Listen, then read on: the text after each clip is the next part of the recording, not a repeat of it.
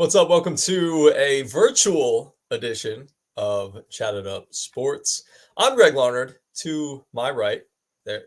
Well, see, the camera's weird. I There we go. guess. To my Yeah. right, Yeah. yeah, Joseph Guthrie. As I'm looking at the screen, it's to my left, but really you're on Mhm. my right. So Yeah. It's Joseph kind of odd. Guthrie, the college football guru, is hanging out with us, and Malcolm Harris is going to join us here in a little while. But we'll be keeping you company for the next hour or so. Normally, we like to get out to different bars in the restaurant and bar scene. Oh, speak of the devil, Miggy, Malcolm Harris is in the building with us, the Bass Pro Shop master himself. What's up, Mig? What's happening? Can you guys hear me okay? Yeah, We we can. got you. We can. Sweet. We'll What's take up, this guys? down so we can see you a little bit better. There we go. Yeah, literally just open up the show as we speak. So just kind of introducing everybody, saying, we usually are out and about on a Thursday for a Thursday night football. But unfortunately, you're traveling. I've been busy with lessons. Joseph lives about an hour away. So we decided to kind of take a bye week. It's kind of an open date for us, but although we're still kind of working. But follow us all over social media at Chatted Up Sports. You can get us wherever you get your podcasts as well, at Chatted Up Sports. 5 stars, nothing less. Make sure you tell a friend. And we've got some incredible college football games coming up this weekend. It's an incredible slate. We're going to dive through the college football schedule. We're going to go over our core four first, and then we're going to talk about some of the honorable mentions, because I got a little roasted in the group chat earlier today when I was going through the core four. I said, you know what, I'm going to take some time. I've got some free time here. I'm going to try to be proactive and get the core four together. And all of a sudden, I put the 4 games out there, and I thought Miggy would be excited because I included his Colorado Buffaloes against Kansas State. And I was like, that should be a fun game. And instead, I was like, whoa, where's the Red River Shootout? Whoa, where's the Red River Rivalry? Blah, blah, blah, blah, blah. And I'm like, oh, sorry, guys. I did not know. I'm not a college football guru. I am sort of new to the South, and these 2 teams are new to the SEC. So this is really the first time I'm paying attention to either of them. So yes, the Red River Shootout or Rivalry, whatever you want to say, the OGs, as Joseph told me before the show, call it the Red River Shootout. Texas heading to Oklahoma in Sooner Nation. So we're going to talk about that game as well. We're going to talk about the other college football games that did not make our core four. We'll make our picks. We'll have some fun with that. We'll joke around a little bit, and then we'll go over to the NFL and look at your Falcons, Mig, and we'll look at the Titans a little bit without our man, Chase Green, unfortunately. Chase and Garrett, the one dad and then one dad to soon be in Chase Green, are not going to be able to join us here this evening, but we'll have some fun without them and have some fun with you as well. Jump in the chat if you're joining us on Facebook or YouTube or wherever else we're live. Joseph, you can tell us. Is it just Facebook and It's YouTube and LinkedIn? Facebook, YouTube, and LinkedIn. Yep. Beautiful. We're working on Twitter. So we are working on Twitter. We're working to get verified so we can stream live to you on Twitter as well. But if you're you're jumping in with us here on a Thursday evening, you're watching some Thursday night football, maybe a little Major League Baseball playoffs, come join us. Jump into the conversation. We'd love to hear what you have to say. And at the end of it all, Joseph has already agreed to this, so maybe you have no say, but y'all are going to give me a minute or two to talk about my New York Mets. Who agreed to this? you know what? I was like, if he lets me talk as much college football as I've been talking, I can give him a moment. Okay.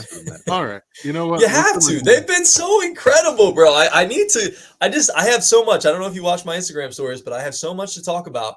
And I need an avenue to get it off my chest. I know it's not Chatted Up Sports. I know everybody is, obviously Braves fans. Most of the, listeners are probably Braves fans.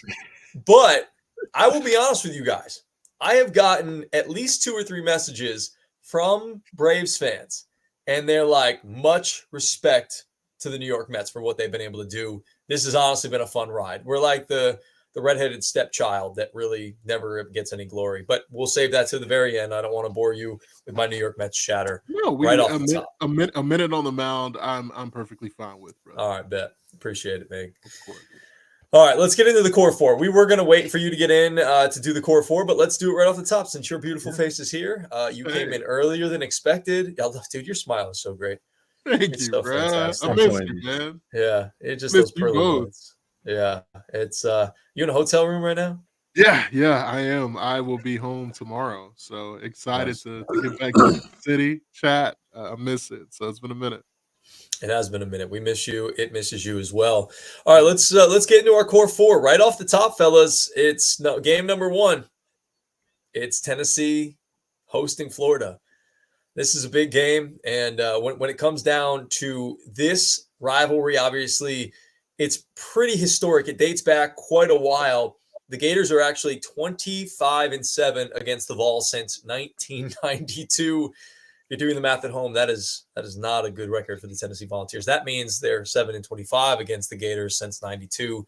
That's pretty fantastic. Not fantastic for the Tennessee Volunteers. That includes an 11-game winning streak for the Florida Gators from 2005 to 2015. Tennessee football is favored in this game by 15.5 points against Florida. It is the biggest spread in favor of the Vols since at least 1997. That's according to OddsShark. So, Miggy, I got to start with you. Obviously, as the VFL, the man who played the mellophone in at the Pride of the Southland. Tell me your thoughts on this game going into it, because we spent a lot of time. I know you weren't here on Monday when we did the live show. We talked a lot about the inefficiency of this Tennessee offense and sort of the blandness of this Tennessee offense and their inability to really change things up and do anything different. And is it really Nico, or is it Josh Heupel realizing that, Nico maybe has some limitations? The offensive line just bad. Give me your overall thoughts on Tennessee as they looked in that game against Arkansas, coming off that loss and moving into the Florida week. I just think and thank you, man. I think there's a lot of just thinking happening right now. It's just, I think Tennessee, I mean, in the second half of the Arkansas game, I mean, to start out the game, back-to-back touchdown drives. Just play football, right? Let's just play football. Just go out there and execute at a high level. Play calling has been atrocious, though. And I will say that's the offensive line has not done any favors. I mean, Lance Hurd, I love you. I mean, I do not know what happened in the Arkansas game. I watched it over. I mean, it was every play. It was just, I think there may be some limitations from like a health standpoint. So, I do expect, and I said this earlier in the year, this is going to be a challenging game. This is not a give me. Josh Heupel does not play Florida well. He hasn't since he's been here at Tennessee, and I think that's gonna, still be a common theme. 15.5 points. Guys, I'm 30. I've never seen Tennessee beat Florida by 15.5 points. It's never happened. I think you go back to the last time that Florida was in Neyland Stadium. Florida easily could have won that game. I mean, Anthony Richardson, it was such a bad team, and Billy Napier still woke up and tried to go and do his thing. So I have the Vols, I do, but it's gonna be a fight, and I'm gonna be there in person to witness everything happening. So I'll definitely report live. So yes, that's right. You are gonna be there. I am, and I love Florida games. I think that this is, to me as a Tennessee fan, this is the game that you leave your kids at home for. You get a babysitter. This is the just old fashioned hate. I mean, it's for Georgia, Joseph. I'm trying to give you like a comp. You guys really don't care about Tech, but you hate Tech, right? It's I mean, it's more like a little brother thing. Yeah, it's like a Vandy. I guess it's like a yeah, I guess it's more like a little brother thing. But I mean, if we're talking about just straight up hate, man, Florida's up there. that is not a peaceful rivalry between the Dogs and the Gators. I can't stand Florida. I mean, that is my number one. Like, to me, it's the biggest game of the year, easily. Like, I when I look at the schedule, this to me is the biggest game of the year. And I don't want to save any feelings. You know how Josh Heupel said, we pulled back in Oklahoma. There is no pulling back here. Tennessee has never dominated Florida as long as I've been alive. I was there when the streak ended in 2016. And it was 38-28. It was a fourth quarter comeback on a miraculous catch from Jawan Jennings and my man Josh Malone. I mean, there was things that it just went our way, but it wasn't a convincing win. I want to beat Florida by 5 touchdowns. This is what I want. And I think the Tennessee faithful want it too. And we will see. I do have some questions, but not give me Tennessee, but give me Florida to cover, unfortunately. I'm with you on that. I'm with you on Florida covering, because I think Florida is going to play this game in a way that I guess is the really only option. It's stop. Don't let Dylan Sampson beat you. Like, make Nico go out there and throw it, and not just because he's a young quarterback, and not just because it's his. This will be his seventh start now. Yep. Your wide receiver room is destroyed. Like, your wide receiver room is down bad. I mean, you had a guy out in the Arkansas game that just had a cast on. You got a wide receiver playing with a cast on. That should tell you the state of the health of this room. So somebody that the rest of the nation doesn't know, that probably Vol Nation knows, is going to have to emerge on Saturday and help Nico and Dylan, at least in some way. Maybe it's Mike Matthews, maybe it's somebody else. But looking at the injury report from VolQuest, Squirrel White's probable, Brew McCoy's probable, Christian Harrison's probable, Brew McCoy's probable, Dante Thornton's questionable. So if Brew and Squirrel are out there, they're probably not going to be 100%. So where are they going to be? Are they going to be 60, 80, maybe 90, hopefully? I think that's cause for concern if coming out early, Dylan Sampson doesn't start popping immediately. Yeah. Like, if they come out and he struggles to run and it's like, okay, all right, this is going to be a game. This is going to struggle. It's good. It's not going to be fun. We're not going to cruise. This 15 is a lot of points. So I'm very curious to see who steps up in the absence of some of these receivers. They'll be on the field, but who's making up that lost production from these guys not being 100%? I think you just touched on it. I mean, I really do think that, there's two guys. One, Chris Brazzell, who I'm absolutely enamored with, who has kind of taken that wide receiver 3 spot. We haven't seen him in the last 2 weeks, but, Chris Brazzell has done his thing. But Mike Matthews, I think this is a coming out party. When you look at Mike Matthews and Ryan Williams and my man from Auburn, there's several guys. Mike Matthews was in that top 5 conversation. I'm not saying he was the best, but I think as a true freshman, Mike Matthews is going to come in, and I think we're going to see something. I mean, the guy can high point the football. He's physical. I mean, he is the dream for a quarterback, and he's not going to the University of Tennessee for free, fellas. I'll just leave it at that. So let's see if he can cash in a paycheck or two on Saturday. Well, my big thing when it comes to Florida, and you guys are talking about Sampson, and I was listening to Greg McElroy talk a little bit about Tennessee, and he really believed that Sampson is the key for UT. He's 15th most in rushing yards in college football right now through the first 6 weeks. He ranks second in the SEC, only behind Texas A&M's Le'Veon Moss. He's averaging 117 yards per game. And he's hit the triple-digit mark in 4 out of the 5 games he's played so far this season. Obviously, they had an open date. They had a bye, the whole thing. But he believes Dylan Sampson's the key. We all know that Tennessee wants to run the football. They're not this high-flying, air-it-out type of team as much as you want to believe. Maybe the outside perspective is they're supposed to be that. But they are a ground-and-pound team, and then they kind of use the pass off of the run. So if I'm Ron Roberts for Florida, the defensive coordinator, Is it logical to sit there and say, okay, you mentioned it, Joseph, we've got these wide receivers that are out or down a little bit. They're not out, but they're down, not 100%. We don't know exactly what Mike Matthews is. Obviously, Meg, you just talked about how talented he is and what the ceiling could potentially look like for him. Oh, yeah. But we know that, people don't always live up to that ceiling. I hope he does pop like you're talking about.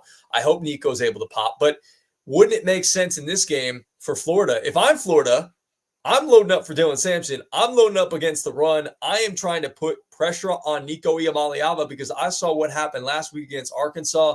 When Arkansas brought some pressure, they were able to affect Nico. They were still able to run the football decently well, but they weren't able to throw it all that well, and it was able to sort of slow their offense down. So does that make sense? Does it feel like that should be Florida's game plan going into this game of like, hey, let's load up for the run. Let's try to put a lot of pressure on Nico, and let's try to make him beat us. 100%. And especially the way that Florida played last weekend. I know it's just UCF, and sorry, Chase, and rest in peace to the Gus Bus, baby. But UCF is a team that prides themselves in wanting to run the ball with KJ Jefferson as he's not the KJ Jefferson that was at Arkansas at one point in time. I'll give you that. He's a little seasoned. But what was hailed as one of probably the best running back rooms in all of college football coming into the season, Florida, for the most part, kind of held them in check. Like, they didn't really get run all over. So if you can do that against a team like UCF, and not saying that they're comparable in terms of talent on the roster, but it gives you some hope as a Florida fan that you could have success in holding Dylan Sampson to a reasonable amount of production and forcing Nico to go out and win Nico and these receivers to go out and win the game. I know the Arkansas game was bad. Let's just call it what it is, right? It was not a good showing. Florida, you can think Nico is sorry if you want to. You can. I'm sorry. I just do not see that guy having a bad game. I've seen Florida. I saw what Cam Ward did to Florida. I'm not saying Nico is as good as Cam Ward because Cam Ward today is currently better. Um, Tennessee still has a lot of athletes. I mean, we can go Nimrod. You can go with, of course, the tight ends. I still think Chris Browse was going to have a great game. I don't think Brew McCoy is as hurt as people think. Dante Thornton is that's a different case. I truly do think he's hurt. Squirrel's a bit questionable with some, multiple injuries, but Nico, I've seen him deliver passes that I've never seen a Tennessee quarterback deliver. And I truly do think he was on the road. Guys, Tennessee football teams under Josh Heupel perform terribly on the road. And it's something that we just have to embrace. In order for us to take the next leap, Tennessee's going to have to play better on the road. This game is at Neyland Stadium. It's at 7 p.m. at night. I'm ready. I think Vol Nation's ready. And I think Josh Heupel's going to have his team ready. Man, I hope they are. I hope they're ready to rock and roll. They need to be ready to rock and roll. And, I just kind of wanted to go over to the Florida side. And Joseph, maybe you can talk a little bit about Graham Mertz. But, I wanted to just sort of give him his flowers a little bit. I know a lot of us sort of, lauded him a little bit earlier in the season, and DJ Lagway, obviously the very talented youngster. But Mertz has actually been pretty darn good here of late. He's completed 50 of his last 59 pass attempts over the last 3 games. 5 touchdowns to just 1 interception. So the quarterback play for Florida is finally starting to play a little bit. Now, I get it. They haven't been a defense the caliber of Tennessee. I 100% get it. But at least he's been able to show it, and at least he's been able to do it for the season. Mertz has passed for over 660 yards. He's got an SEC best 77 completion percentage. And, he's been playing well of late. So talk to me a little bit about Mertz and his passing attack and, what Tennessee might be up against. Well, I don't think you're going to have somebody I don't think Graham Mertz is going to be one of those guys that's just going to come out and spin it. Like if you played like Texas, you're not going to be attacked the same way. But Graham's strategy, and you harped on it there with the 77% completion percentage, is to just be smart with the ball. Like take your checkdowns, like let your plays develop, just don't turn the ball over, because the moment you start coming out here and trying to play some hero ball against this defense, they're going to make you pay for it. They are absolutely going to make you pay for it. So stick to your game plan, stick to Graham Mertz, like stick to what has given you success so far this year. We'll also see DJ Lagway. I'm not sure how much we'll see DJ Lagway, but I do expect him to play like a fair amount in this football game, especially if they get some success in like some specific packages with him. But specifically with Graham, I think you just got to stick to what's giving you success, and that's smart football. Make your reads, don't play hero ball, don't turn it over, and just give yourself a chance to be in this game late. That's your strategy if you're Graham. He's extremely accurate with the football, right? He makes all the right reads. I have PTSD, when it comes to a backup quarterback playing a Tennessee football team, because they always tend to just figure it out whenever they see that big orange. And guys, this ain't gonna be easy. I mean, I'm just here to tell you. I mean, I think Florida's gonna be very, very good on Saturday. I think they're going to be disciplined. I think they're gonna be physical. I'm not trying to understate this, but this is probably the biggest game of Josh Heupel in this new era of Tennessee football, the expectation era. He's supposed to blow this off the house. And if he's the coach, I think he is, he does it. This is going to tell me everything I really need to know about Josh Heupel and what the future, specifically this season and beyond, is for Tennessee football. So. Well, something else that was interesting, I was kind of looking over some stuff today about this matchup, and I heard Paul Paul Feinbaum say that Heupel, just to your point, All Feinbaum. Yeah. Paul Feinbaum. It says that Heupel is sort of entering into a kind of a pivotal time in his UT tenure. Do you believe it's time to put that type of pressure on him, or is he a little bit overreacting with that take?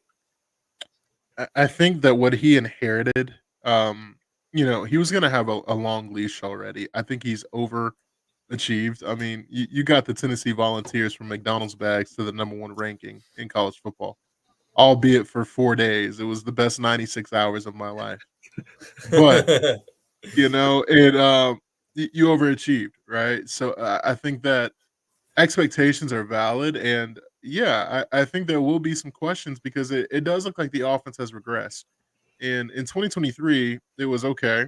It's Joe Milton. He can't hit people, but we saw there was one game for Joe Milton. It was the Vanderbilt game, albeit being Vanderbilt. He was incredible. I mean, it was 450 yards passing. I mean, he's dialing it up.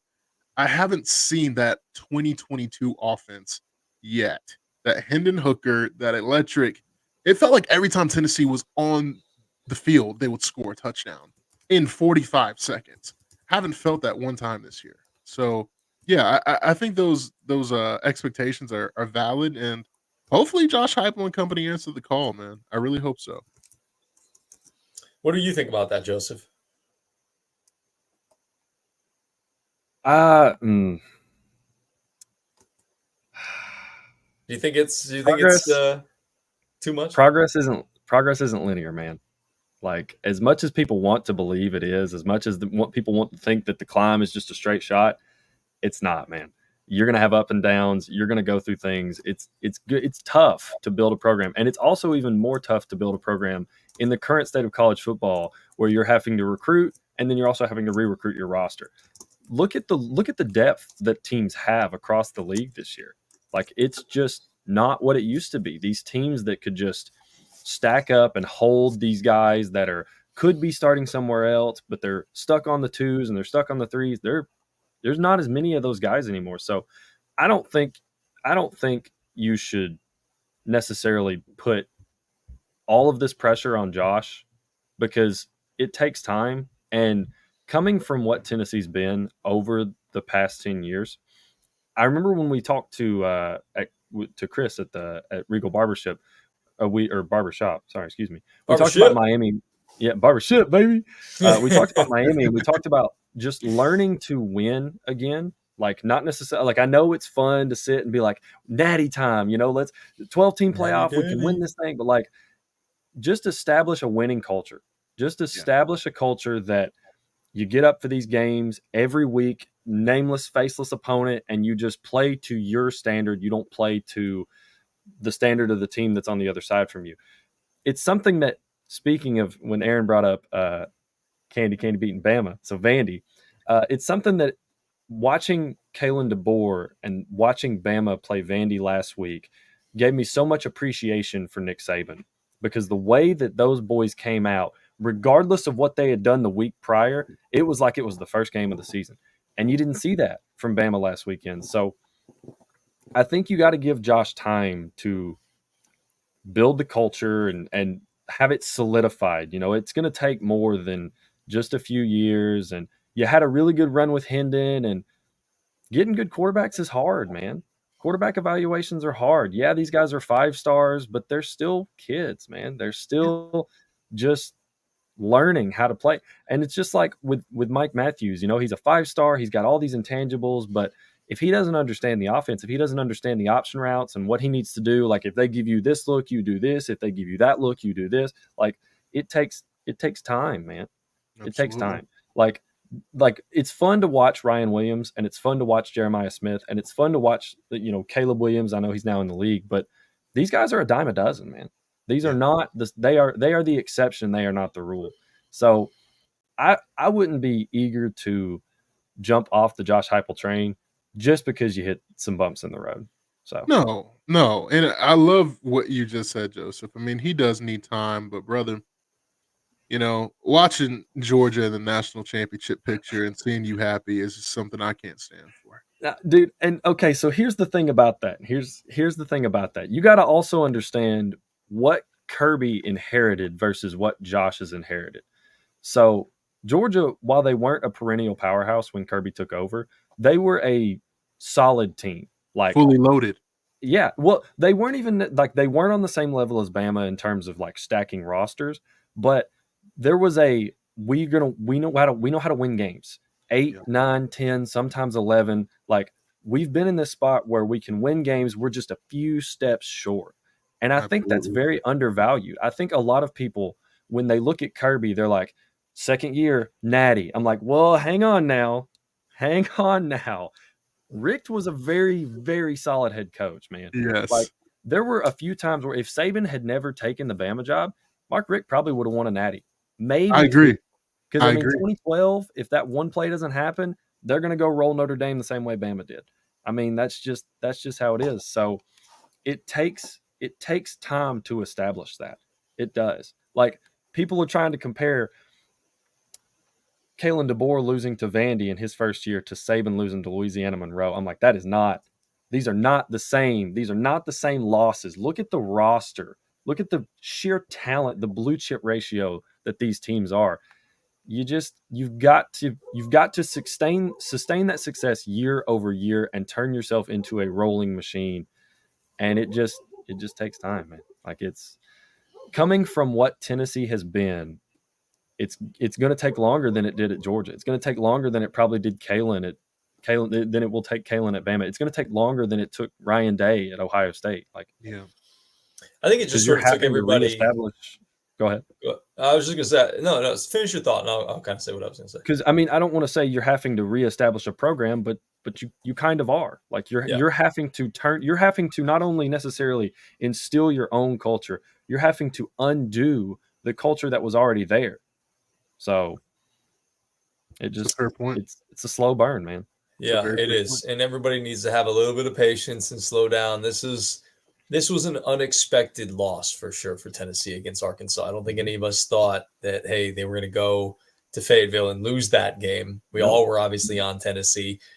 They should have found a way to win that game with the way the defense had been playing. A couple of quick scores there. You know, there were some miscues and things like that they have to clean up. And Feinbaum also mentioned that, like, there's sort of a road worry there for Tennessee in the Heupel era that, like, they can't really win the big SEC games on the road. And I kind of beg to differ with that this year because they went to a better Oklahoma team and won that game in Norman. So he sort of debunked that again. But, you know, I know you could look back at the South Carolina game and losing there. And obviously he hasn't beaten Georgia yet and beat Alabama at home. So there's a lot of that narrative kind of floating around that, hey, he can't win a big SEC game on the road. And that one in Fayetteville wasn't even like, obviously, like a huge game. And like, it was just sort of an unexpected loss. So I think some of the, VFLs are kind of maybe pushing the panic button a little bit, but I don't think they should. But like we talked about, Joseph, on Monday, and Miggy, I know you weren't here, but we talked about, like, it feels like you almost like have to win at least one of the Georgia Alabama games now moving forward. You probably wanted to do that anyways, but if you can get to 10-2, it just seems like if Tennessee can get to 10-2 without getting like blown out, absolutely their doors blown off at one of these places, you probably should be in the mix for a playoff spot. Yeah, you put yourself in a really good spot at 10-2. So yeah. I don't know if we can go 10-2. I'm sitting here looking at, Alabama. I don't know what to think. There's so much parity in the SEC. I think this is the best thing that ever happened for the conference. I will learn a lot this weekend. This weekend is going to tell me so much about, all right, these are the teams that are for real. These are the teams that are not.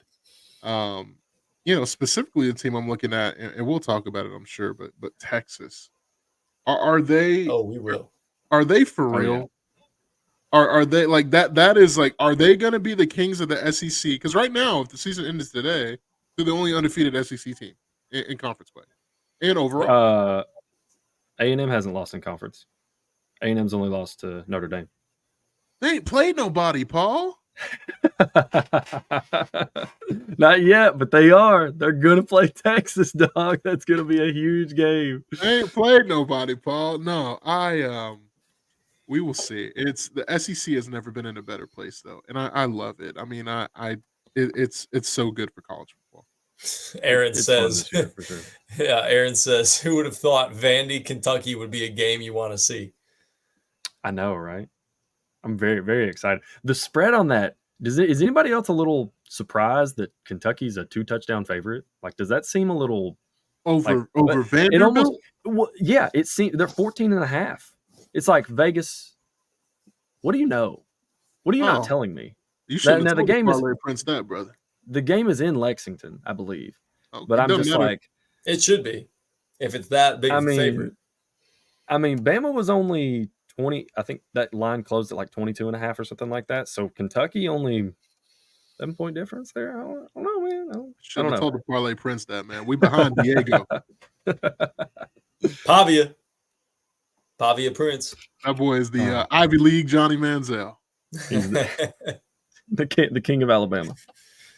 Does the winner of that game need to be 25th in the country? That's what Aaron is saying. Yes. The winner of the Vandy Kentucky game. Kentucky game.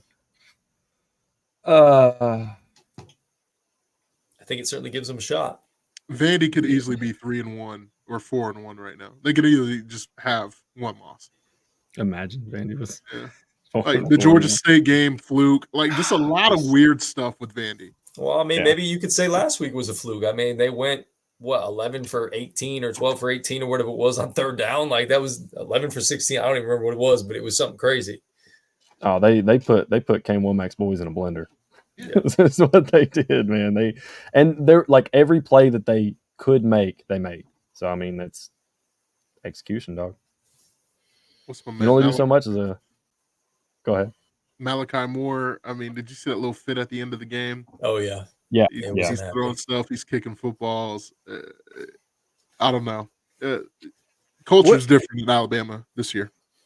Well, I saw a lot of people jumping. I saw, and I guess we'll cover it real quick because we didn't talk about it after it happened. But I saw a lot of people jumping on Malachi for that, and I get it. You know, you're a fifth-year senior, you're a senior. You're a veteran on that defense. Like, control your emotions a little bit more. But I kept seeing comments where people were like, "Man, this wouldn't fly on a Saban roster." I'm like, you guys pay attention to your own roster?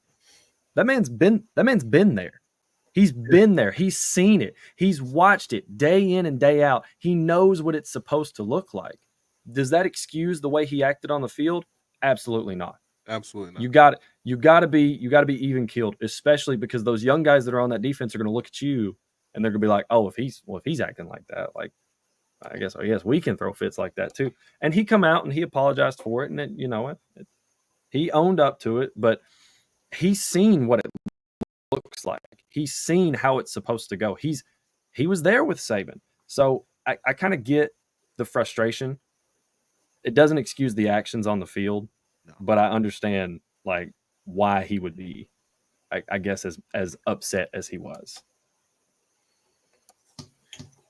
I mean, I get it, but at the end of the day, man, you're Alabama, right? You just beat the best team in college football. I mean, in theory, with the Georgia Bulldogs, you just got to take care of business. Jalen Milroe was uncharacteristically bad with the football.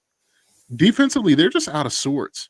They're just not what I'm used to by seeing an Alabama football team. So we will see, man. I am excited though, just because again, the parity in college football and being able to see like, all right, like it really is any given Saturday, but that makes me nervous at the same time because Tennessee is on the bad end of that because it could happen any given Saturday. Any given Saturday, baby. It can happen at a moment's notice. All right, one 2.0. one other thing that I want to throw in here about this game before we move on is they've had some young players on defense, has Florida, that have stepped up here lately. And one thing to note is that Florida left tackle Austin Barber, he's questionable in this game. The backup Devin Manuel, he's already listed as out. So if Barber can't go in this one, Tennessee's defensive front is going to have a field day there with Graham Mertz blindside. I don't know what they'll do to shuffle things around on that offensive line, probably move somebody, get a backup somewhere place else. But regardless, there's going to be some weak spots potentially in that Florida offensive line, and that bodes very, very well for that defensive line for the Tennessee Volunteers. And Napier's talked about it this week already, that is the one thing that you're circling, or at least he's circling from an offensive perspective, that Florida's really, really got to watch out for. So that's going to be fun. I could see Tennessee's defense, again, kind of leading them as they sort of figure it out offensively. But let's move on and let's talk a little bit about some of the other games. Mickey, you mentioned it already. You want to go to the Red River Shootout? Come on with it, man. Oh, yeah. I'd love to. Yeah. All right, let's do it. Number 1, Texas has to go on the road and meets one of their rivals, the 18th ranked Oklahoma Sooners in Norman. Talk to me, Joseph. Wait. They don't play. So this game's played at the Cotton Bowl. This is in Dallas, correct?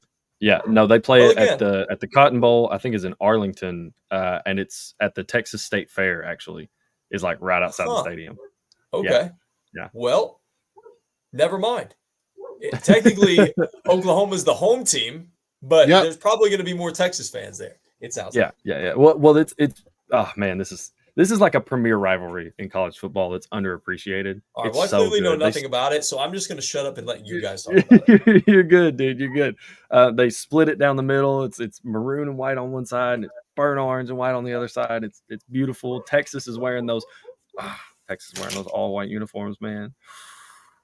The boys gonna be looking clean. But no, to get into the game, this is what you're gonna have on Saturday is a real football nerd special. This is going to be a masterclass in offensive coordinator and defensive coordinator in Brent Venables versus Steve Sarkisian. It's going to be a football nerd's delight. Like, if you want to see how people adjust and if you want to like get into football and learning more about what happens on the field and what happens, like when people bump and why, and watching the defense communicate and what motion does to a team, this is a special for you. Now, the Oklahoma offense, that's another story. But the Oklahoma defense versus the Texas offense is going to be chef's kiss in terms of football. That, for me, is where this game lies, is what kind of chaos, what kind of just ridiculousness can this defense do to keep themselves in it, to give themselves a fighting chance? Because I don't think Oklahoma's getting Deion Burks back for this game. So down your top receivers. And you're starting a freshman quarterback. It's not a good look. So I really want to see what Oklahoma can do to cause any kind of chaos on the defensive side of the ball to keep themselves in the game. Obviously, Danny Stutzman and Billy Bowman are staples in that defense. But I really want to know, like, last year they come out early. First drive, picked off Quinn Ewers, kind of set the tone for that game. Can they do that again this time? Can they come out and rattle Quinn a little early? Going back and watching the film from last year and then watching Quinn this year, you can see the development in him as a quarterback and decision-making, and I think he's going to be much better. So it's going to be much harder for the Oklahoma defense to do that, but they're going to have to come out early and do something. Get Quinn off balance, get Quinn a little rattled. You've got to be creative to keep yourself in the game because your offense is just not going to be able to score with Texas. We want Arch. Yes, we do. Yes, we do. We want Arch. Sorry, something got my throat. This hotel just. Am I the only one on the Quinn train? Like, am I the only person that's like, yeah, Quinn Ewers? Like, bro, he's Quinn good, but Arch is my guy. I mean, Quinn, I get it. He's brother. Like, he's a Manning. I get it, man. I understand, but like, I don't know. I guess I'm just in the minority. Listen. You want to talk about minorities? Let's talk about Quinn. Let's talk about Arch. That brother's running like Mike Vick, the minority. All right, I'm just gonna say it. A mobile Manning. I gotta have it, and I want it now. I've seen flashes of greatness. Yes, Quinn is legit, and I don't want to take anything away from Quinn. I know he's hurt. Quinn is really good. I just wish Quinn was on a different team because Arch is too good to sit. That's just how I feel. Quinn is amazing. I think he could potentially be drafted in the first round because I don't think Carson Beck is as good. Like, if you had to give me between Quinn and Carson Beck, I might take Quinn. But I don't hate that. Get it. You say you don't?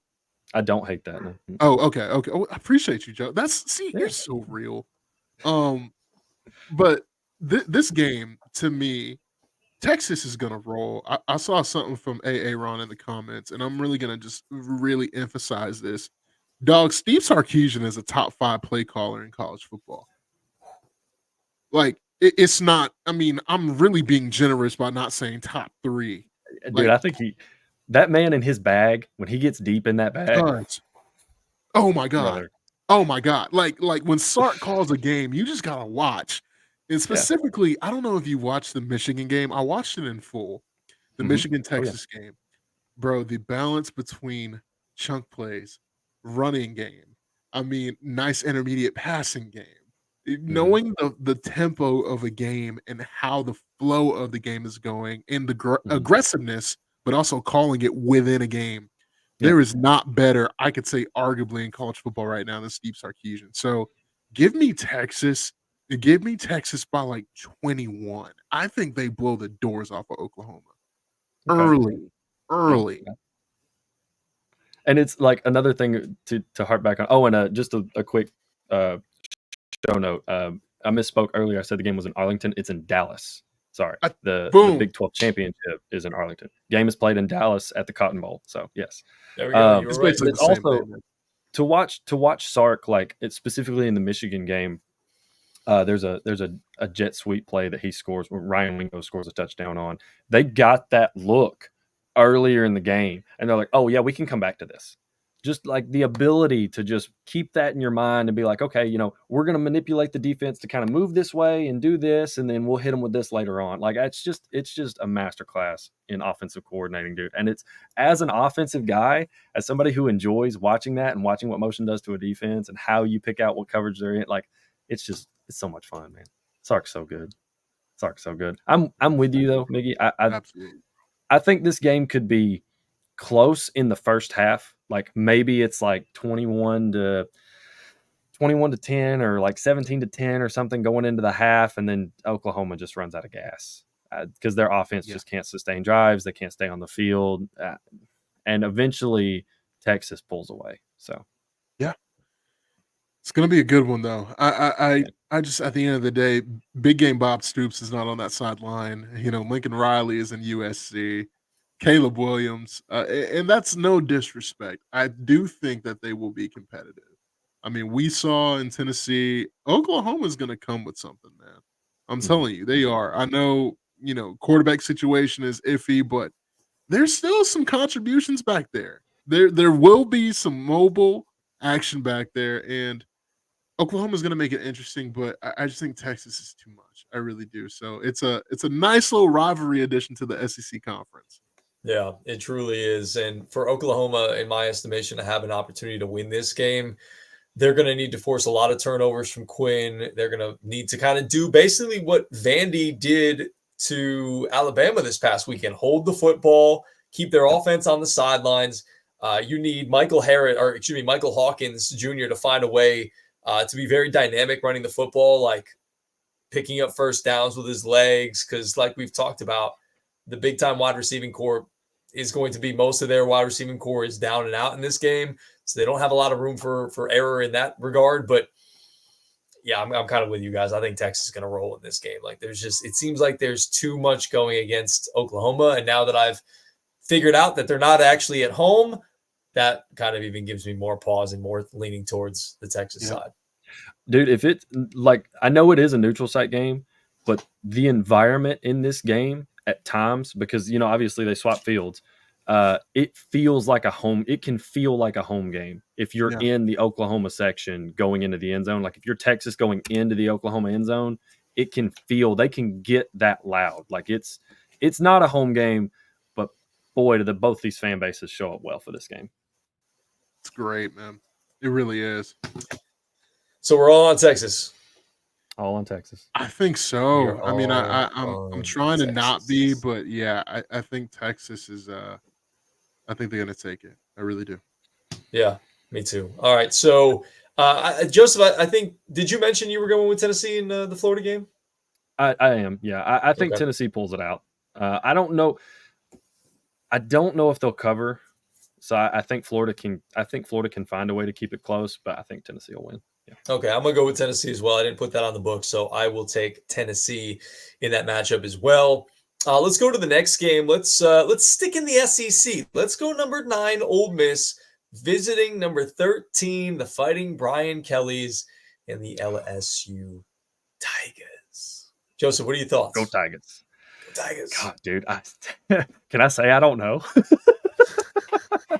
Can I be honest with you? Because I don't know what I'm going to get. You can absolutely keep it real with us. I don't know what version of these teams. Like, if we're talking about variances in college football teams with LSU and Ole Miss,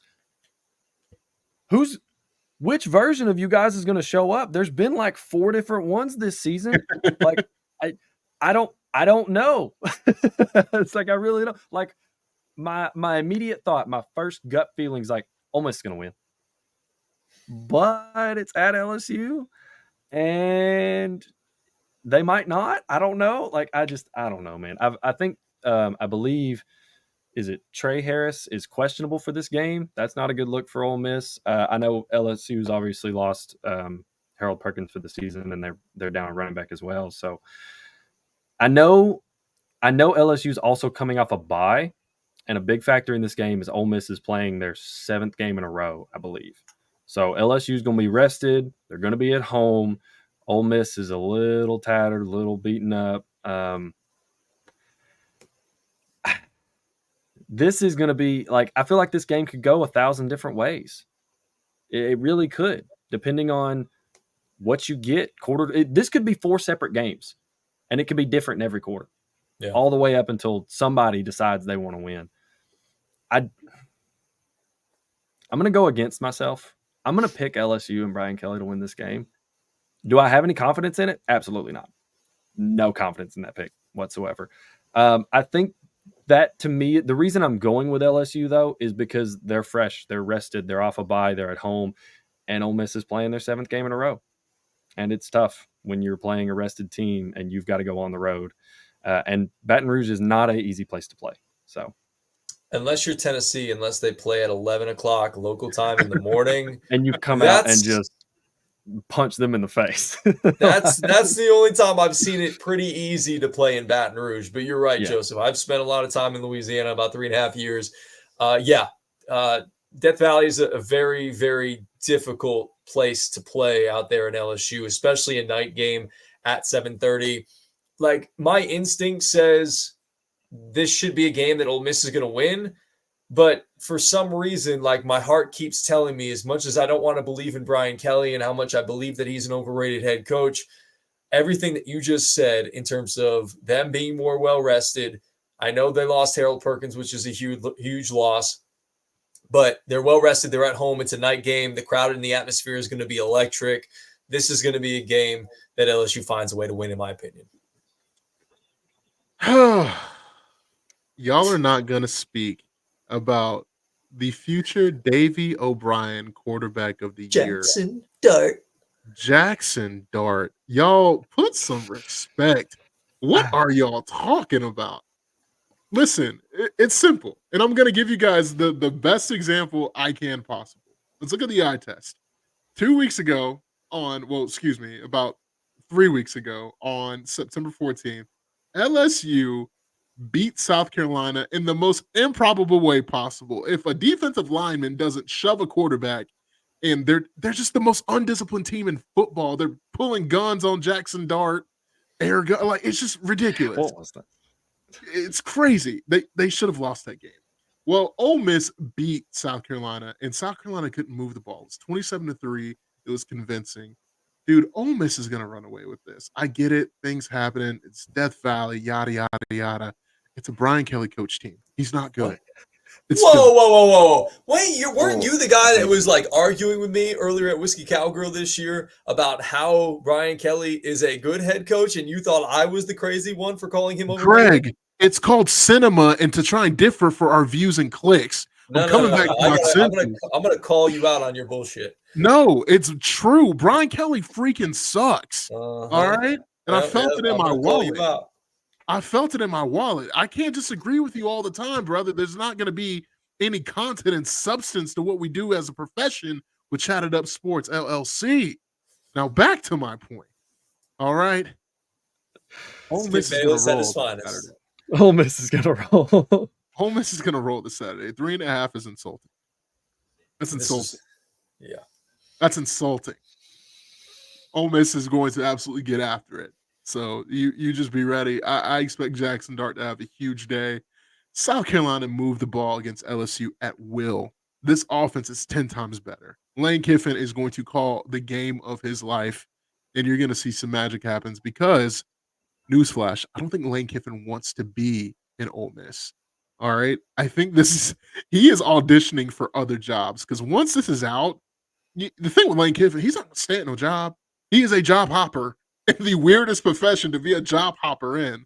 The Florida job is going to come open. The Florida State job may potentially come open. There's some big areas where he can recruit a bit easier, have a bit more cash to do what he does.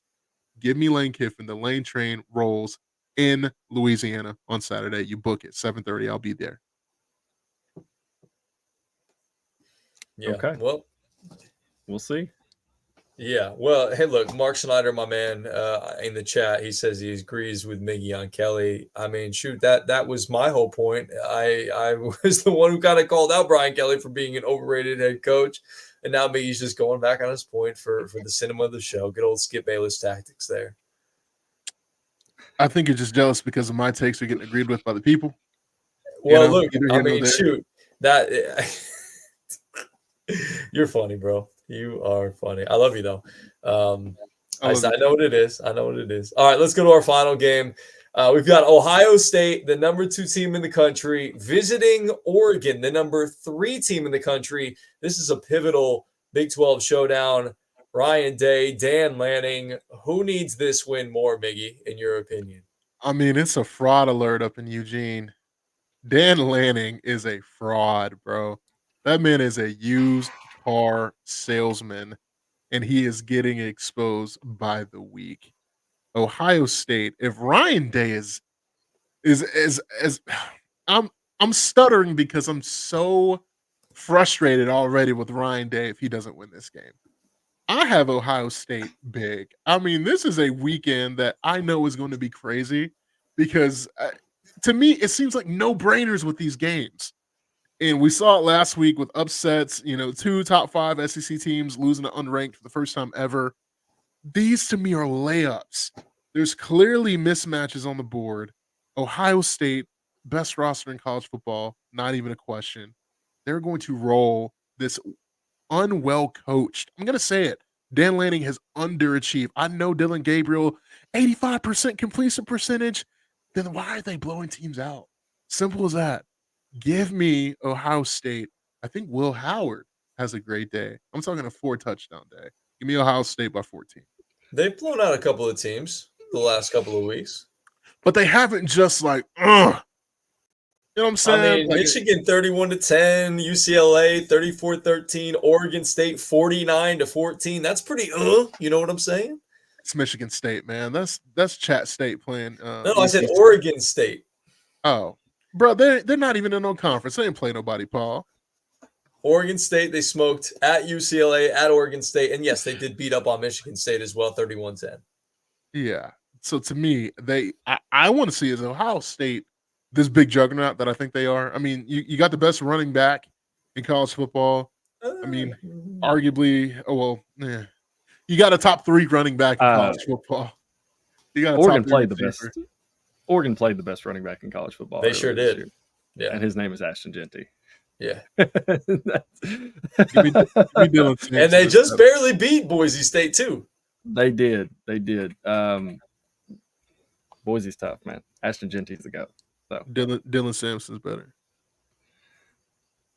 I respect your fandom, but you're wrong. Could you right now? Okay, right now, if you had to take Dylan Sampson or Ashton Jeanty, who are you taking? He's taking Dylan Sampson all day, every day, twice on Saturday. Easy. Nah, man. I mean, the guy's nice. I mean, if the Heisman Trophy was up for today, he'd be our Heisman winner. But it's weird to say that the Heisman Trophy lives at Boise State. This feels like road to glory, doesn't it? I mean, This man's got 1,000 yards. He's got 1,031 yards, 95 carries, and 16 touchdowns. He averages a touchdown a quarter. They've played 5 games. It's insane. 5. Insanity. Like what? Like we're talking like Barry Sanders level numbers here. Yeah, that's a record that hasn't been broken in almost 30 years. He's on track to break. And I know it's like it's the Mountain West, and but still, man, ain't nobody else done it.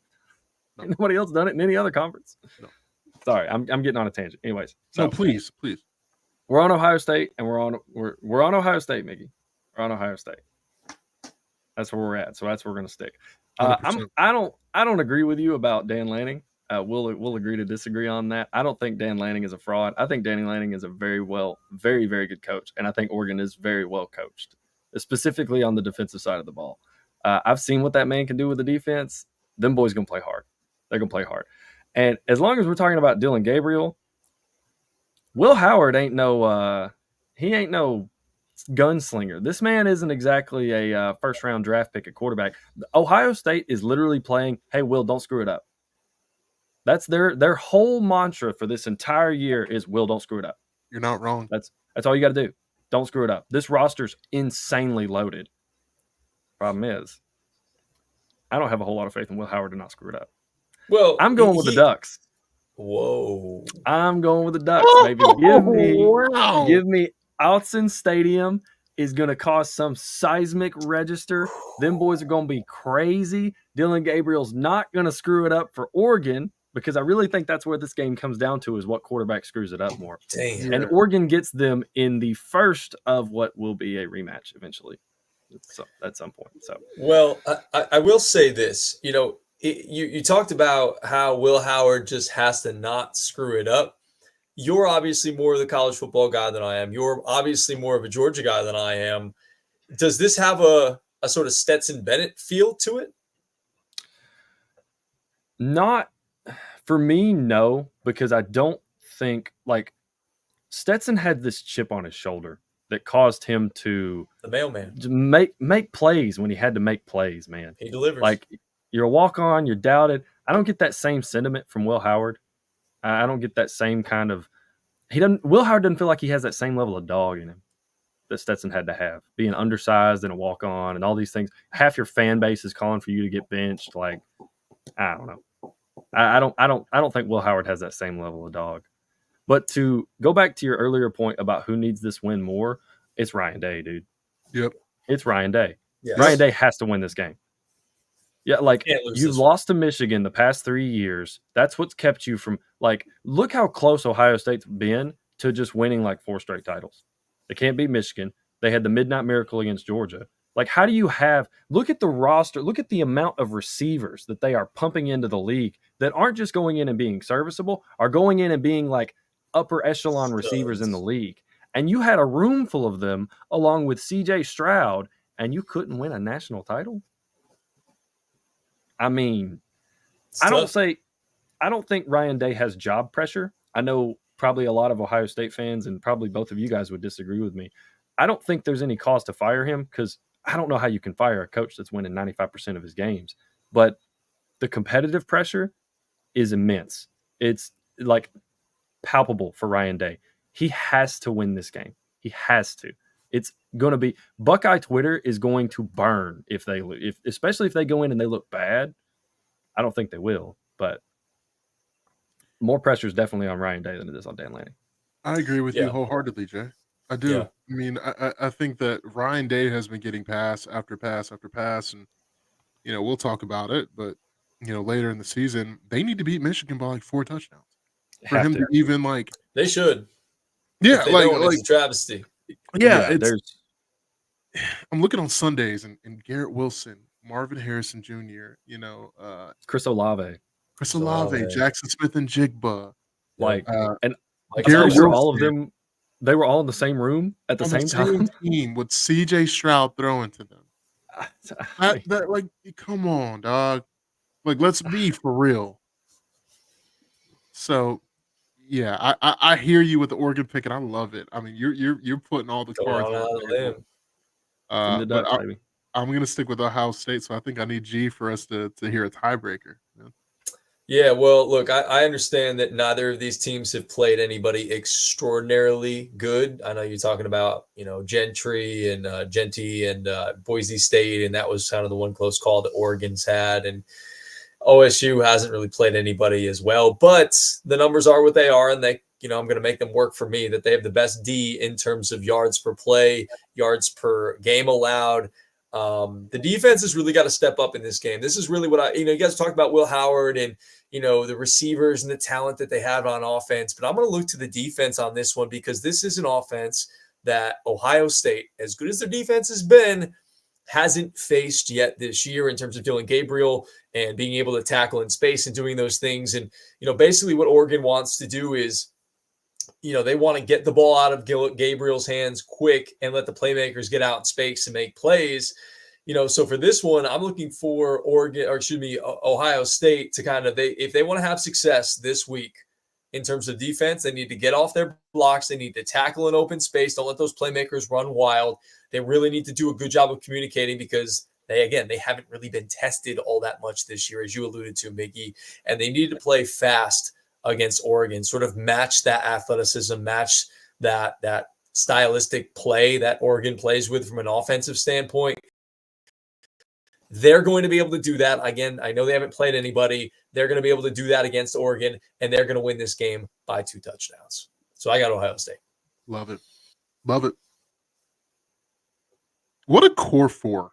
What a overall weekend of college football. I'm kind of upset that I'm going to the Florida game. Like, it's like, love it, like great, gonna be there, but like I'm gonna miss a historic day where I'd rather just be on my couch and eat chicken wings and yeah, sit down. Especially since we're gonna be in Knoxville the next weekend.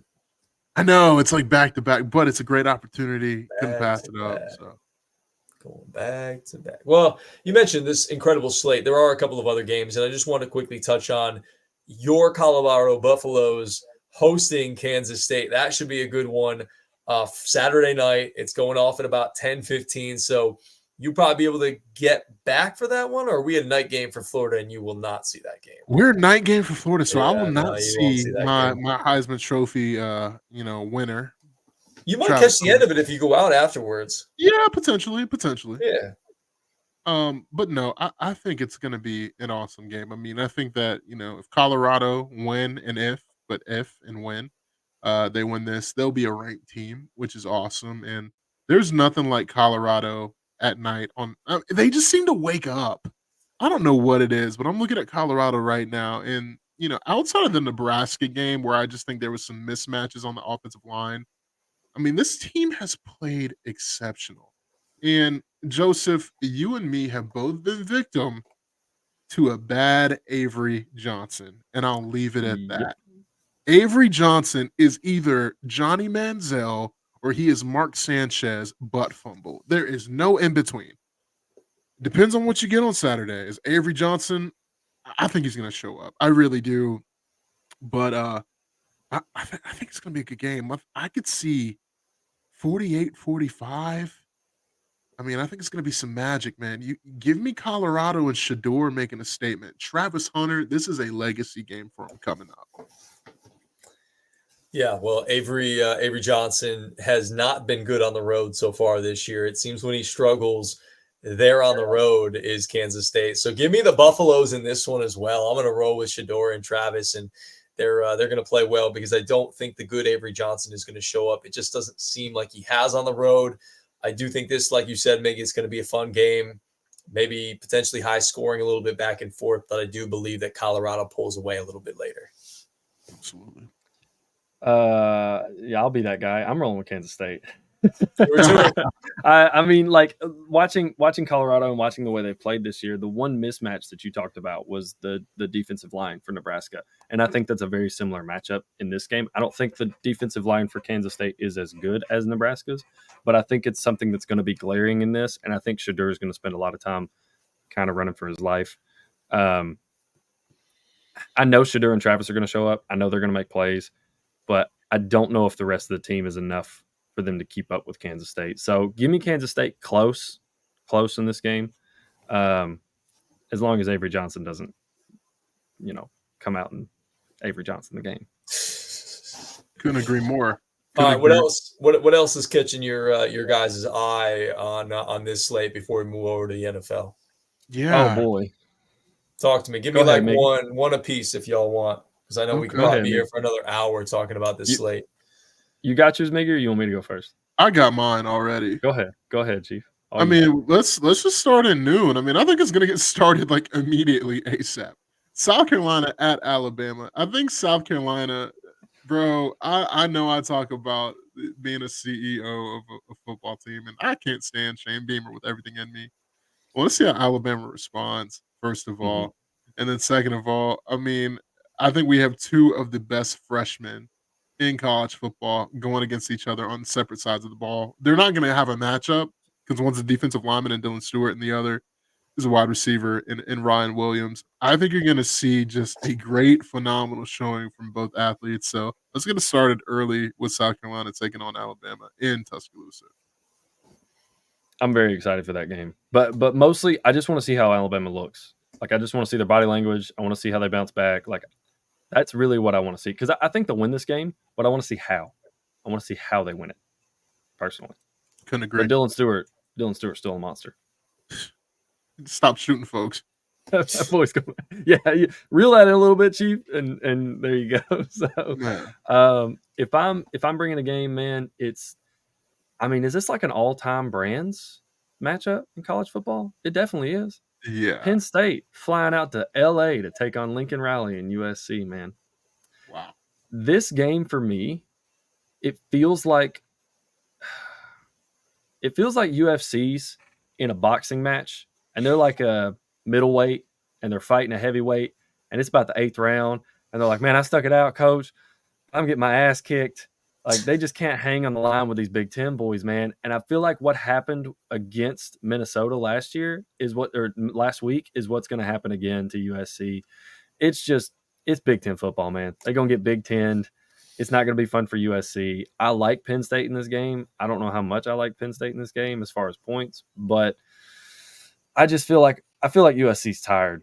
I feel like we ain't used to this on the West Coast out here. We're not used to this like corn-fed, big 310-pound boys that just want to like lean on you. Yeah, I don't know if the pretty boys in LA are ready for that one. So, yeah, give me Penn State. Such a good weekend of college football. Could not think of a better weekend. I mean, I'm jealous. Gonna have to get in front of a TV. Bro, You better, bro. Hey, listen. YouTube TV app on your phone, Yeah. multi-screen on the phone. Oh, I need a battery pack and all that, man. I'm taking no chances. Yep. Won't miss a single game.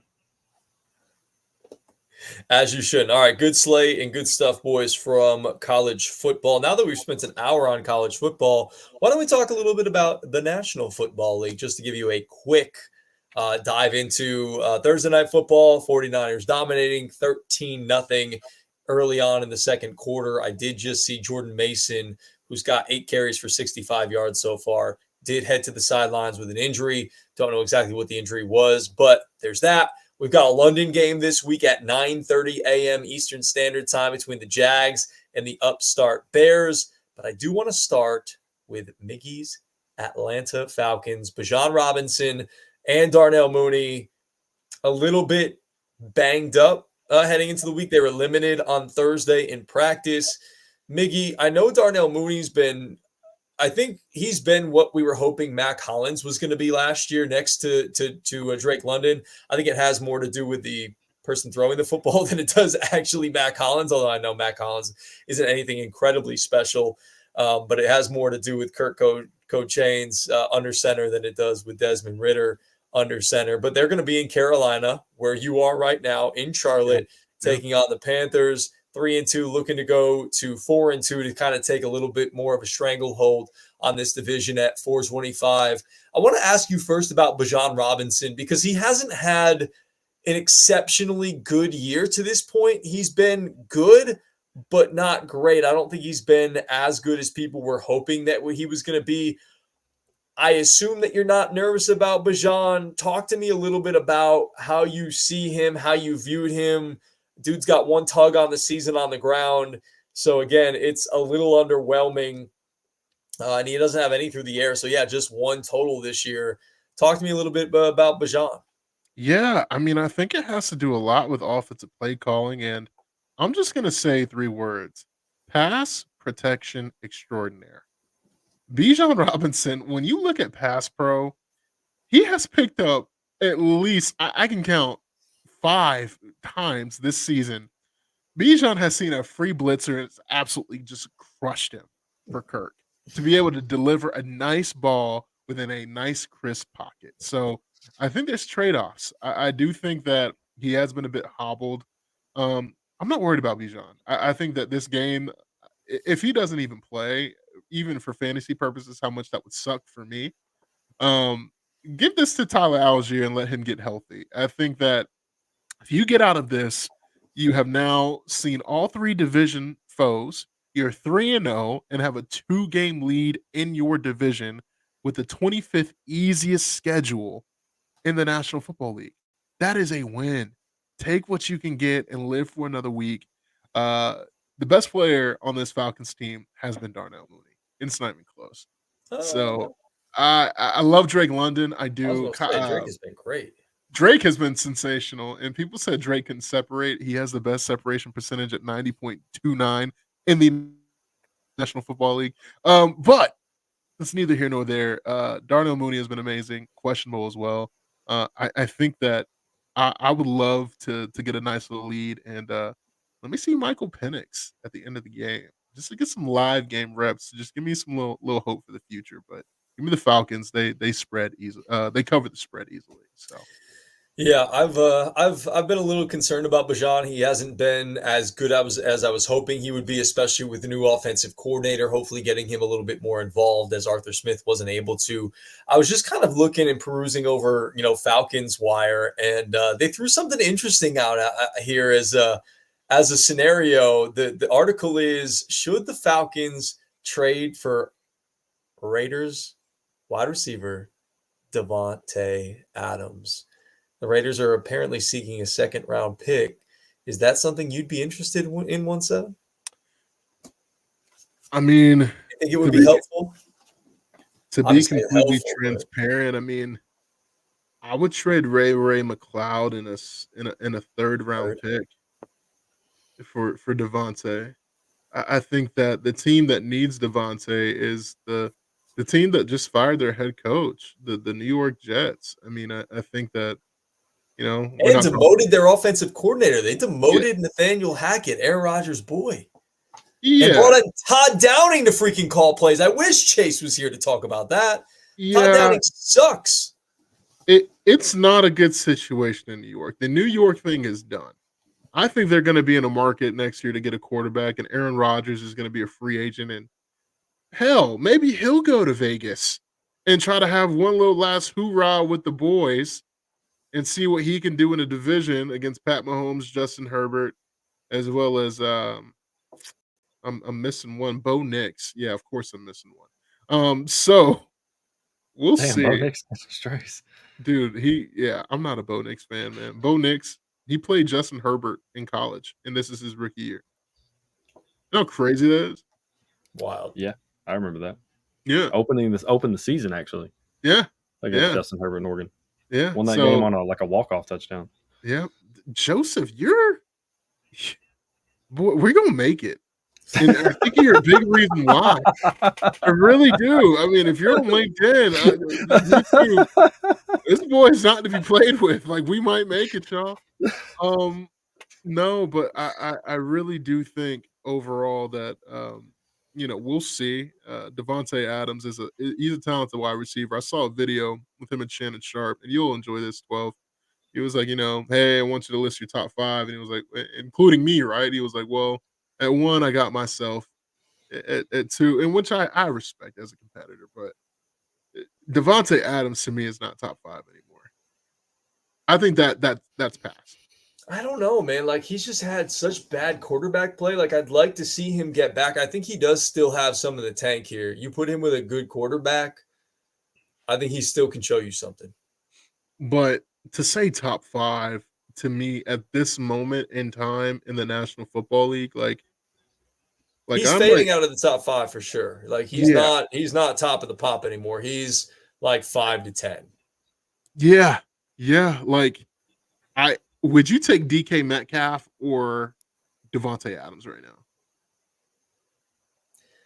I mean, I still I love the situation that DK's in. I still think Devontae pound for pound is a better overall wide receiver than DK.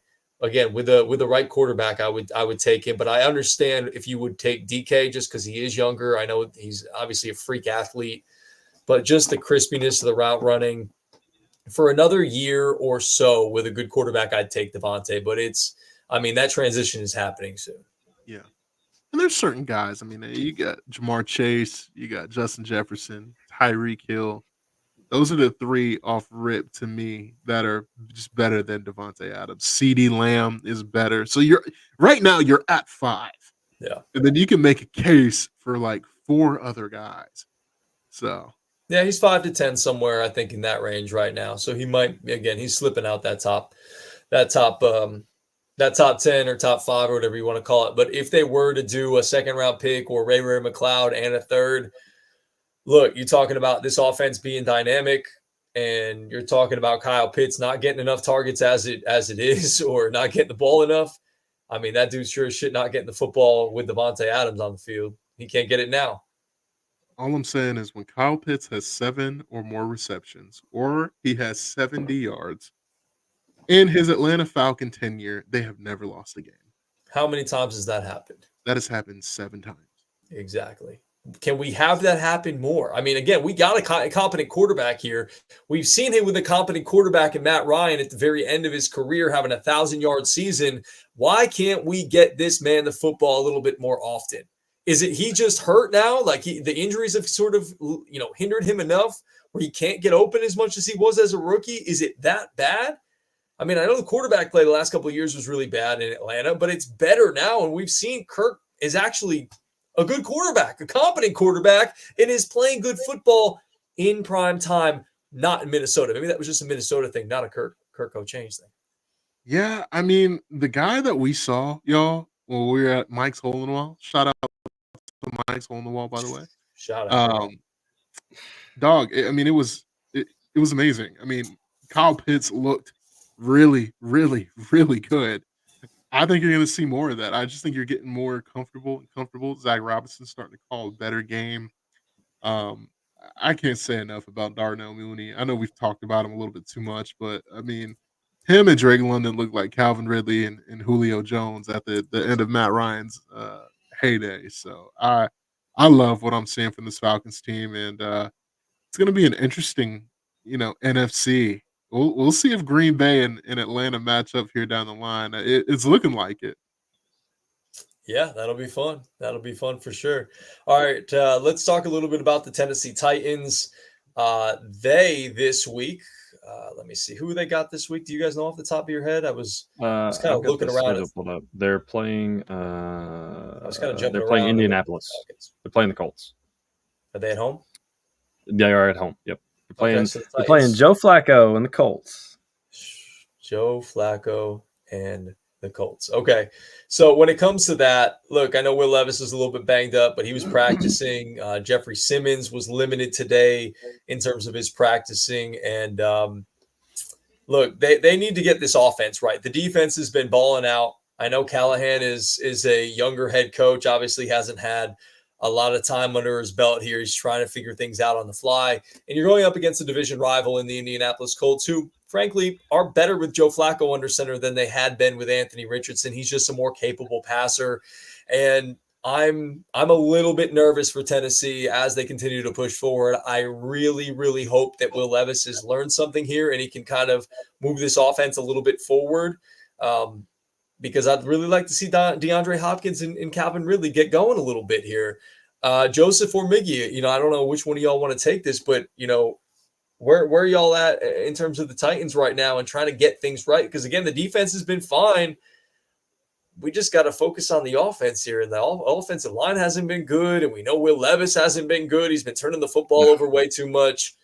What do y'all think about the Tennessee Titans going into this matchup at home in Nash Vegas on Broadway on Sunday against the Colts? Yeah, I mean, I'm looking at the Colts right now and their body of work. They have lost 3 games by a combined 9 points, right? I That think a is couple of those were Anthony starting, right? Not yeah, Joe. yeah. Joe Flacco, for all my fantasy guys and gals out there, the name to think about 2, I'll give you 2. Joe Flacco, Alec Pierce. Alec Pierce, it was Randy Moss last week, and people did not see it. He had 160 yards in just the second half last week. It was absurd. And Wow. even Kevin Durant tweeted out, he was like, Joe Flacco's going to hoop wherever Joe Flacco plays football. You know, to get that type of love, dog, the Colts are going to roll this week. This Tennessee Titans train is not good. I hate to say it. We're going to see some bad football from Tennessee once again, and I think there's going to be a fire sale. I think if I'm if I'm DeAndre Hopkins, I'm asking to be traded to a contender, i.e., the Kansas City Chiefs. Oh, Please man. put me with Pat, and let me go win. Can I try my hand at a Super Bowl? I've never been in a good situation. It's no love lost. Just hey, Kansas City, I'm calling you. Here's a third round pick. Here's D Hop. Pat, good luck. That's what I want. If you're the Titans, yeah, and this is a reach. If you're the Titans, are you scouting Joe Flacco? 1-year deal? Sign that man. Have him come revive another franchise. No, no, no, No, I know, no. I know, I know. I just wanted to make that joke. Yeah, that's funny. I don't know, man. I think you've had success with Mason. Well, your record says you've had success with Mason Rudolph, but you played a pretty bad Dolphins team who's kind of in the same scenario you are, where you're without a quarterback. I don't know, man. I don't think Will Levis is going to get it. I think the Titans are just in a tough spot, man, where you're just playing a year where you don't have a quarterback, and it's going to be rough. Yeah, it's not good for the Titans right now. You know, shockingly, I actually do think they're going to find a way to pull this one out. I think they're going to make things difficult for Joe Flacco. Michael Pittman Jr. is not playing in this game. I know you're talking about Alec Pierce and Josh Downs and whatnot, but I'm going to kind of be the optimistic man in the room, virtual room, and I'm going to go with the Tennessee Titans to find a way to win this game. What else sticks out to you, Meg, on the NFL slate this week? I mean, it's a pretty decent slate. I'm looking at a few games right now. What are you The excited about? The game of the week, I mean, easily, and it's something that I'm shocked we didn't talk about earlier. The Washington Commanders at the Baltimore Ravens. We have Jaden Daniels and Lamar Jackson. I mean, this is a Madden player's dream matchup. The Commanders have been playing some of the best football in the National Football League. You're going to be taking on Lamar Jackson, who's kind of righted the ship here in the last 2 weeks. He absolutely just crushed the ball. The Buffalo Bills, and he's ever since that Dallas game, I think he's really been dialed in. Derrick Henry leading the league in rushing at age 30. I mean, there's a lot going on. I love that matchup quite a bit. And then also, let's kind of shift to Sunday night. Hey, hold on. Can I just throw something in there? Yeah. All right, coach. So I'm just kind of looking at the games here on ESPN. And you know what's funny is when you look at the schedule on ESPN, it gives you the matchup obviously on the left, and in the middle, it gives you where it's at, the weather, and then right under that, it says tickets as low as whatever dollar amount. And it's funny to just kind of scroll up and down through the whole schedule here. There's only 2 games that are $200+ that to get into, and that one is the one that you talked about at M&T Bank Stadium there in Baltimore, Maryland. Crab cakes in football. That's what Maryland does. And you have Jaden Daniels and Lamar Jackson, who obviously is going to be a dynamic quarterback matchup.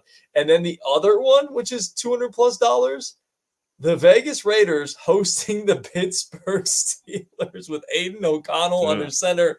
No Devontae Adams in the building, and kind of a weird offense for the Steelers. So that one, I guess, doesn't really make sense, but I guess it just costs money to get into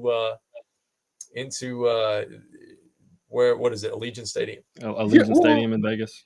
That is, to me, it is markup because they know it's going to be a Steelers home game, right? Steelers fans travel the best outside of Packers Real well. fans, believe it or not. Outside of the Packers, they travel You already know. extremely well. So I think it's a bit price gouging, but no, it's gonna be a good little weekend. And then also I do want to show love to one more game, and that's the Mike Evans and Marshawn Lattimore UFC fight this upcoming weekend. Yeah. I anytime these two teams play, somebody's gonna get suspended. Is it gonna be Mike Evans or is it gonna be Marshawn Lattimore? You'll find out on Sunday, but there will be a suspension. Somebody's It's gonna like get Cortland Finnegan versus Andre Johnson back in the day. All over again. as they get older and older, they start becoming chippier and more physical. And it's really Mike Evans. Mike Evans does not care about this man's livelihood. So yeah, He don't give a damn. Nah. So great NFL schedule, great, college schedule, but not as great as a New York Mets. Oh, what a transition for the boy. That is He very, laid it up very there for you, true. man. He laid it He up sure there for did. you. Well, Joseph, can you give me a full cam on this one? I need to. Yeah. Oh, I do. I need to kind of. I got you. I need to kind of go in right now. So, how about the New York Metropolitans? It's very interesting the way that things turn out for this franchise. If you've paid attention to this franchise at all, like I have since I was a wee toddler, it's been nothing but pain and misery most years being a New York Mets fan. And it's so odd because if you go back and you look at their history, they don't have a whole lot of sustained success. I think in 2015, 2016 was only the second time in their history that they had ever made the postseason in back-to-back years. And in 2016, it was barely a postseason berth because they were in a wild card game, a one-game wild card game against the Giants at home, which your boy was at. Noah Syndergaard dominating in that game. He ran into the buzzsaw that was Mad Bum, Madison Bumgarner, and Connor Bleepin Gillespie hit a 3-run home run off of Jeurys Familia, and we all went home very, very sad in 2016. But this year is different. And you look back at their history, and it seems like every 6 to 9 years, they sort of go on something like a magical run. And it's so encapsulating and it's so exciting that the rest of the baseball world just has to sort of stop in awe of holy shit, look at what this team is doing. You look back in 2006, they ran roughshod over the National League all year long. And then Carlos Beltran looks at an absolute banger of a curveball from Adam Wainwright, frozen solid like a statue of ice. I don't put anything against you, hold anything against you, Carlos, because that was a nasty breaking ball by Waino. 2015, Daniel Murphy goes nuts, hitting a home run in 8 straight postseason games.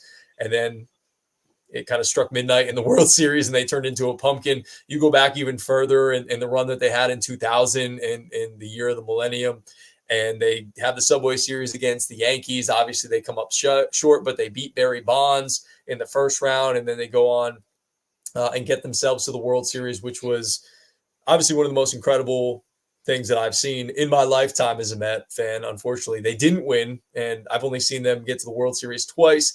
And the one stat that I love to throw out there is that in my lifetime, in my 34, soon to be 35 years of living on this planet, I have seen every single team in the National League East win a World Series, except the New York Mets. And I've seen the gosh darn Marlins win it twice. They've only made the postseason 3 times. Absolutely insane. Could the magic be a little bit different for this New York Mets team? They were a team that nobody really had much faith in, a team that was 0-5 to start the season. Everybody said, why are they buying at the deadline? This isn't the team that's very good. Then you've got Grimace, the McDonald's mascot, out here throwing out first pitches. You've got, their 34-year-olds, minor league infielder coming out with a pop song in the middle of a season. And it becomes a rallying cry for this team. So it's just really interesting to see what kind of a team will rally around from year to year. Shout out to Mark Vientos, who also was not on the opening day roster. The New York Mets tried their very best to get Brett Beatty into the mix from the beginning, just didn't have it. I'm glad they made the switch to Mark Vientos. He's really taken a step this year at 24 years of age. And then they've got sort of the perfect leader and a guy who encapsulates exactly what the New York Mets want to be and how they need to change the narrative. They spend a whole heck of a lot of money, did Steve Cohen, bringing in Francisco Lindor. He has not brought in a ton of free agents like everybody thought he would, and maybe he doesn't need to. They did bring in the one in Francisco Lindor. First 3 years, kind of looking iffy. No postseason berths, really. They did have one in the wild card round a couple of years ago against the Padres, in which they lost in 3 games. But this year, Francisco Lindor has been simply different. He's a different person, a different leader. He's much more mature within himself, within the game. He's been humbled at points this year in terms of having a really slow start, and then has picked it up. He heard the boo birds early on and often from Met fans, but by the end of the year, they were chanting MVP for him. And it's really cool to see how his demeanor has changed from the end of the season, in which he was getting really excited, really hyped up, to the postseason now, where you saw him hit that, it's not a walk-off grand slam, but a late grand slam in the 6th inning when the Mets could not get a hit to save their life with a runner in scoring position. He gets the grand slam, and it's just like, this is another game. It's the first time the Mets got a chance to celebrate at Citi Field, beating the Phillies, knocking off their division rivals. And he was just running around in the bases like it was just another game. And I love that old school approach to him, and I love his demeanor. And it's just kind of like, all right, look, like, we haven't won this game yet. It's not over. We still got 3 more innings to go to get, 9 more outs, and we got to find a way to finish this thing. And it was all business until they won. Then obviously he's really excited, celebrating with the boys. And I think this is really going to go a long way. And I haven't heard anybody say this, so I want to be the one to say it, that I think this also could be a really good thing for the Mets long-term in terms of Luis Angel Acuna, obviously the younger brother of Ronald Acuna Jr., who is on this roster, and he's getting a chance to play with Francisco Lindor, see his leadership day in and day out. He gets to be on the field with him late, up the middle, second and shortstop. And he is basically the guy that they want to have come in here and play sometime in the near future. He gets a chance to mentor him, be a leader for him as well. And I will throw this stat out there that I saw as well. Every single team that has played the Brewers in the postseason and beaten the Brewers in the postseason has gone on to reach the World Series since like the 90s or the 80s or some shit like that. So that bodes well for the New York Mets, at least potentially getting back to the World Series. They have to face the Dodgers and or the Padres. We'll find out on Friday. But it's been a fun ride. This is a fun team. The pitching staff has come around in an incredible way. Jose Quintana has been amazing over the last 8 starts that he's had. Sean Manaea is an absolute ace. Severino, David Peterson, the young left-hander. It's just been really fun to watch with this team, and I'm really excited to see what they can do moving into this NLCS. Feels like we're playing with house money, and I just am enjoying the ride. I hope it continues back to a World Series because my gosh, there's really nothing, fellas, in sports that I'd really like to see more than my New York Mets shake off this lovable loser mindset and to win a World Series. Thank you. That has been my Mets TED Talk. Just like that. Beautiful. 10 out of 10. 10 out of Thank 10. The passion, the history, the aura. I want you to have all the nice things in life, bro. So, I and I don't have a appreciate dog that. in the fight. I really don't. I think the Dodgers about to be out. I love Shohei Ohtani quite a bit. My camera just went off. I'm back. The Dodgers are out like your camera. Yeah. So Well, don't say that too loud for Jamarius to hear, because he will be upset with you, because he's a big Dodger fan allegedly. yeah, we don't support Jamarius Julius in anything. Sports wise. Well, we He's a support him in great some guy. things, just not sports wise. Yeah, just not not- sports. not He's a sports-wise. He's a bozo. Good dude. Yeah. Any last takes? Any final takes? I really want to see a Subway Series 2.0 with the Mets and the Yankees squaring off in a World Series. That would be amazing. I'd be down for that. Yeah. That'd be cool. Joseph, anything So from much you? fun. I know. My phone will be on mute on Saturday. If you need me, don't call. All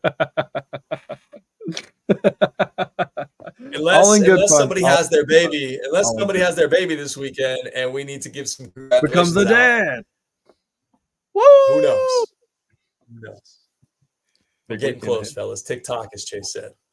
TikTok, indeed. We are What you got, Meg? excited to Anything have. to finish up? Yeah. Nico, 400 yards, 4 touchdowns on Saturday. Let's get it. Man, your fandom is showing. I just when you got the best behind you, I think you're good. I think Nico's pissed. We'll find Hey, out. look, from your lips to the college football God's ears, my friend. I hope you are right. Let's get it. Hey, enjoyed the show. I love Likewise. these shows that we get a chance to do on Thursday. Thanks for hopping in from Charlotte. Joseph, thank you so much for setting it up and just being, I mean, your hair looks great today, by the way. Such a little bit of hottie. flow, a little bit of a hangover. Such a Yeah, hottie. you are a fantastic looking human being. So Always great gonna job make- today you're on gonna the technical side. Appreciate it, gentlemen. Appreciate it. Yeah, no doubt. Follow us all over social media at Chatted Up Sports. Wherever you get your podcast, give us 5 stars, nothing less. Please tell a friend to tell a friend. Leave us a review. 5 stars, nothing less. Subscribe, like, all the good stuff. That helps all of us out here at Chatted Up Sports. We just want you to be a part of the show and what we're trying to build here in Chattanooga. Look, if you have an opportunity to do something nice for somebody, please do it. Be a good human being. Thoughts and prayers to all those out in Florida as well, in that area, as they kind of deal with the wake of the hurricane down there. So it's an absolute devastation in some areas, and we hope that everybody's okay. And I know things can be replaced, but lives can't. So Well said, brother. all the best. It's been fantastic. Love doing the show with you guys, and we will be back. I don't know. We haven't talked about doing a Saturday show after all of those games. But that might be on the docket. So we'll see. We'll talk about it. Maybe we'll have a Saturday night show for you. Who knows? But regardless, I think we'll be back on Monday. Definitely. If we're not back on Saturday, we're definitely back on Monday. Maybe we'll be back on We'll both. be back on Monday. Hey, maybe we'll be back on both, depending upon how the day goes. We'll see what happens. Peace and love. Mickey, enjoy the game on Saturday. I know you won't be here. Joseph, maybe it'll be just you and I chopping it up. I don't know, but I got to get up hella early to go do coach kids baseball, so I don't know if I'll be really ready to rock and roll on a Saturday. But safe travels back, Mig. Enjoy the Thank football, you. everybody, this weekend. Do it to it, and again, follow us all over social media. We love y'all. Peace and love.